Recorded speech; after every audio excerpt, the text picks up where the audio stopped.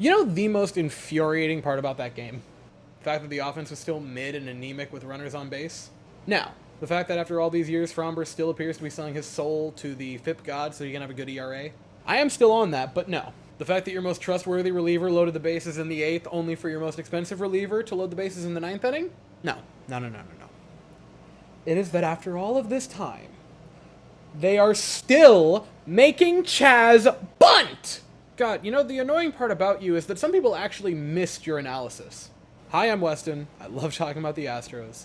And I'm here to talk about Game 1 of the 2025 regular season where the Astros win their home opener 3-1 over the New York Mets in a win that, quite frankly, only a mother would put on the fridge. They won, which is good, and they won by multiple runs, which is good, and they only allowed their opponent to score 1 run, which is good, and that opponent pushed the eventual World Series champion further than anyone else did in the postseason, which is good to beat a team like that. Oh boy, this still was just such a Astro way to open the season. It was as if they knew that I had been gone for a while and wanted to reacquaint me to the team that I had left. What's the first batter do of the game? He rips a ball with an 810 expected batting average, of course. What does the second batter do? Oh, he rips a single at 110 off the bat. What does the next batter do? Walk! Like, it was as if we had never left, and in a way, it brought me peace. And by peace, I mean incredible anxiety. While this game was not the most pretty by a lot of metrics, I think there was also a lot of overwhelmingly good things from this game, and I'm going to be honest. My heart's gone a little soft recently. I haven't been here to talk about this team or anything really in a long while, and I haven't recapped a game in, I genuinely don't know how long, and I don't want to know how long. There is a lot of question marks surrounding this game. There's so much positive. Yes, Fromber was as painfully Fromber as he has ever been, gave up quite a few hard-hit balls, but he went 7 innings of shutout ball. He did pick up 4 strikeouts. He gave up 2 walks, which is not the best in conjuncture with his strikeout total, but you know, 7 innings of shutout ball with only a pair of walks. I'm happy. I'm okay with that. If Fromber continues every single season to defy the laws of FIP and expected ERA, but he just does it every single season, so long as the bottom never drops out of this car, I think I'm good. I think I can just kind of swallow my pride and say, you know, but it works. Like, it's the equivalent of using an AC coolant tester as a turkey baster on Thanksgiving because you don't have a turkey baster and you need something to baste the turkey with. And I know that you're probably thinking to yourself, Weston, that's the dumbest analogy you've ever come up with.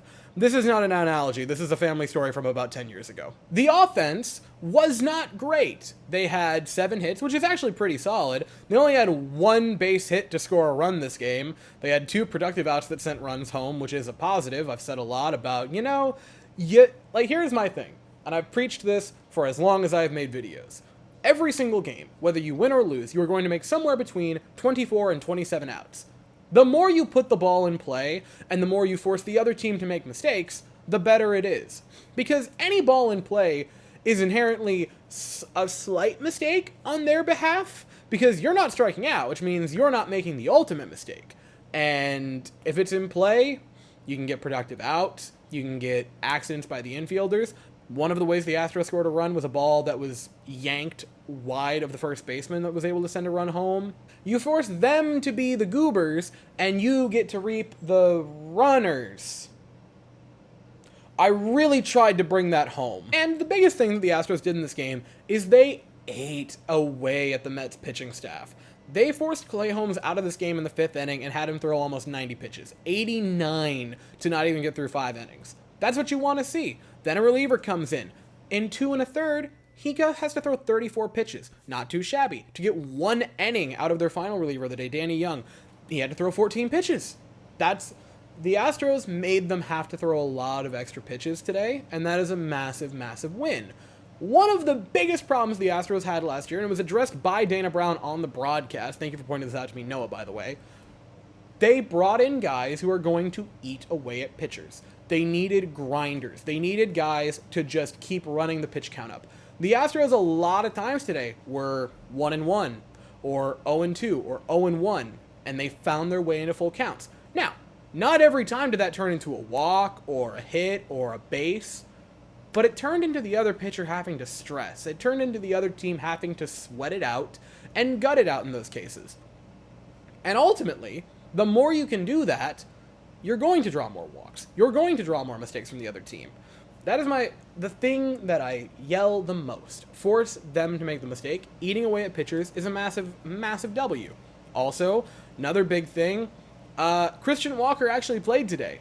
And on account that he was MIA for much of spring training, that was a big question mark. He only had one hit in his Astros debut. But you know what he did? He worked the freaking count, and he ripped some balls. 3 hard hit balls to be exact. I'm going to find the velos off of them real quick if I can. 111 off the bat, 111 off the bat, 102 off the bat. Weak hit for that one. He was ripping them.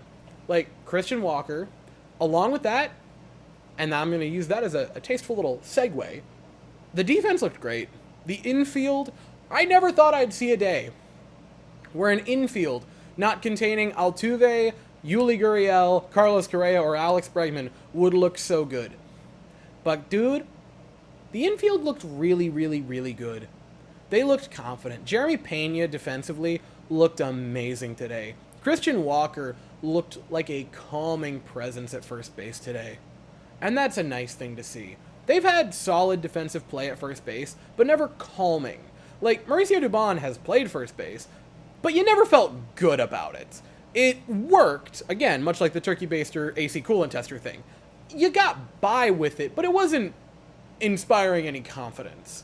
John Singleton was awesome, and I yearn for him to return one day, in terms of him being a bench player. But it never inspired the confidence that you need there. Christian Walker had to make a couple of really tough plays today. And you know what he did? He simply made them. He simply went up and got the ball. He simply went over and got the ball. He simply scooped it. He looked great. Isaac Paredes at third base, the new hot corner,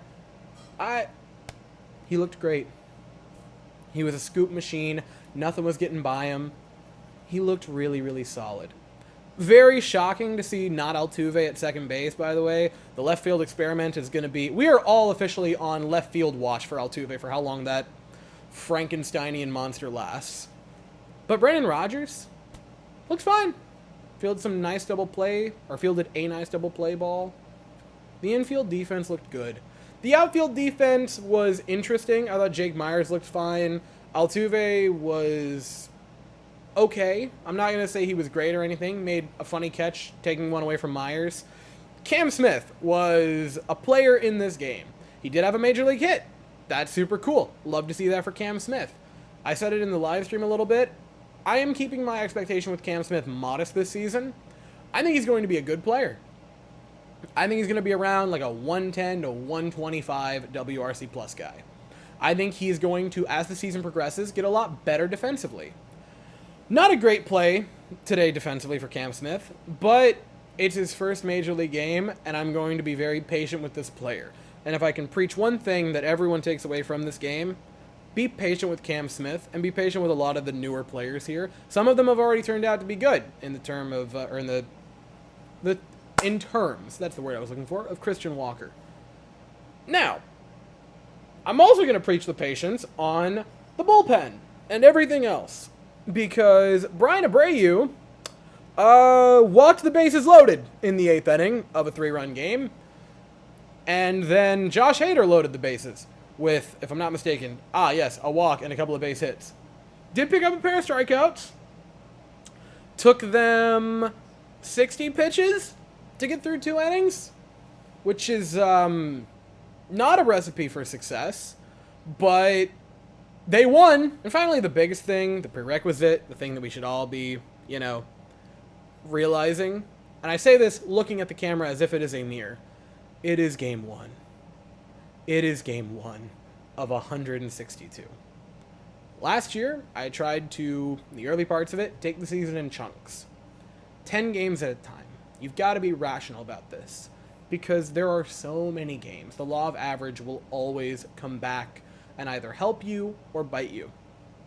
It is only one game. The Astros won that game. That's a really positive thing. The Astros beat a really good team. That's a really positive thing. There was quite a bit of adversity throughout the game, but they pulled through. and they found a way to win a game. And by God, if I haven't always said, good teams find ways to win the games they maybe shouldn't. I'm not saying they shouldn't have won this game, but it was up in the air, and they found a way to do it. And they start out 1-0. And so, with Game 1 done, Game 2 tomorrow night, 8:10 Eastern, 7:10 Central, the Mets are going to send Tyler McGill to the mound, and the Astros will send Hunter Brown to the mound.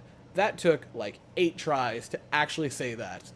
I will be here afterwards to talk about it, but as for right now, that is all I have to say. So, I say this knowing how long it's been. From the bottom of my heart, thank you all so very much for watching. I hope you stick around for another season.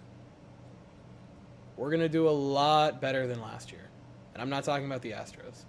I'm talking about right here. But until tomorrow, that is all I have. So, thank you all so very much for watching. I hope you all have an absolutely fantastic day. And as always, go Astros.